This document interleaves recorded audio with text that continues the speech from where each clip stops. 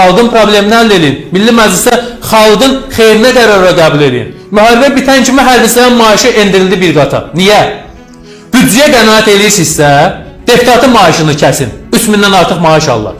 Nazirlərin maaşını kəsin. Məhkəmə sədrlərinin maaşını kəsin. Prokurorların maaşını kəsin. Hüquq mühafizə orqanlarında çalışanların maaşını kəsin. Çünki onların rüşvət almaq imkanı da var. Onların əlavə yerdən qazancları gəlir, obyektlərdən qazancları gəlir. Onların mülkləri var. Bu hərbiçinin nəyi var ki, siz hərbiçinin müharibə bitən kimi, müharibə bitdi adından bu maaşını bir qata endirdiniz. 450 manat, 500 manata bu yazıq hərbiçi neynəsin, ailəsini necə dolansın. Və çoxu yüksək maaşı arxayın olmuşlar. Gedib ipoteka götürmüşdülər, kreditlər götürmüşlər. Bu cür o kreditləri ödəyə bilmirlər.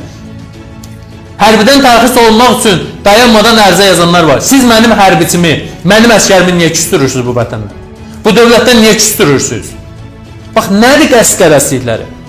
5-ci kolon mu deyək? Ölkədəki təxribatçı məmurlar mı deyək?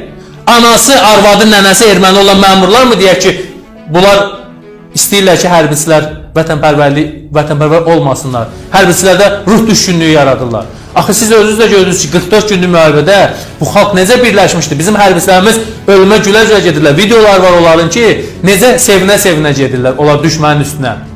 Axır ki, intiqamımızı aldıq deyirlər. Mənim qardaşımın məxfi parolu müharibədən əvvəl qisas 44 götürübdür. Qisas almaq hissi ilə gedib mənim qardaşım döyüşübdür. Biz illərlə qardaşımın üzünü görmürdük.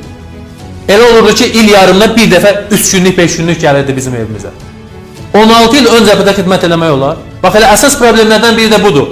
Hərbiçi var ki, 15 ilini, 20 ilini ancaq ön cəbhədə xidmət edir. Hərbiçi var ki, kiminsə qohumu da hansısa generalın və yaxud da ki, aparır, rüşvət verir, arxa cəbhədə xidmət edir. 5 ildən 6 ildən artıq heç bir hərbiçi ön cəbhədə qalmamalıdır.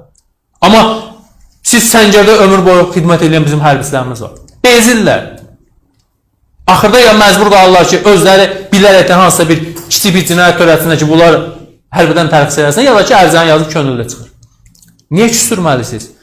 Əksinə, mən həmişə deyirəm ki, biz şəhid ailələrinə elə dəyər verin ki, qazilərə elə dəyər verin ki, biz arxa cəbhədə vətənpərvərliyin təbliğatında iştirak eləyək. Biz gedək əsgərlərin qarşısında danışaq şəhid qardaş kimi. Biz gedək orta məktəblərdə çıxış eləyək ki, bizim körpələrimiz vətənpərvər böyüsün. Yaxşı, sən mənim şəhidimin dəyərini vermirsənsə, mənim şəhidimin haqqı çatanı vermirsənsə, mənim övladım necə vətənpərvər böyüyə bilər? O gözün qabağındadır axı bu.